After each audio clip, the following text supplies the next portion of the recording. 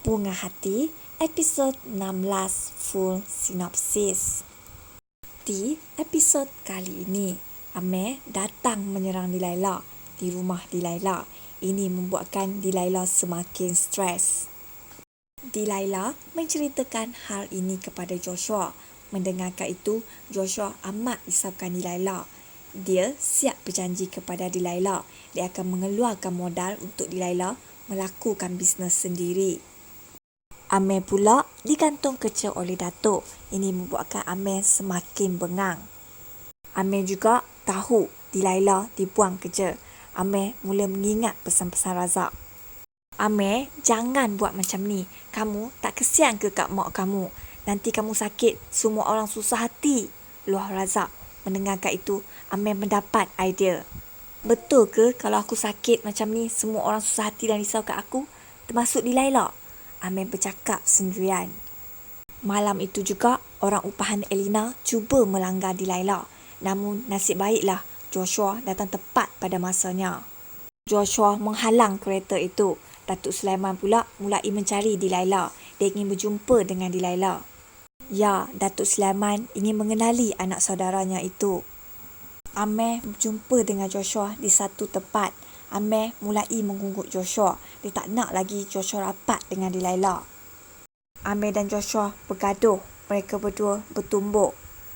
Amir, lagi sekali kau buat hal dengan Delilah, siap kau, ugut Joshua balik kepada Amir. Amir berlalu dari situ dengan perasaan yang marah. Elina pula mulai marahkan orang upahannya kerana gagal melanggar Delilah. Esoknya, Delilah bertemu dengan Farizan dan Farizan mulai memberitahu dan bertanya kepada Delilah bila Delilah ingin mencari ayah kandungnya, Sulaiman. Hari itu juga, Delilah mulai mencari Elina dan menyuruh agar Elina meminta maaf kepadanya. Ya, Delilah tahu Elina yang ingin menghapuskannya semalam. Elina mulai terlepas cakap, sedangkan nenek dia, I boleh senyapkan, ini kan lagi you. Ugut Elina. Mendengarkan itu, Delilah terpempam. Jap, nenek.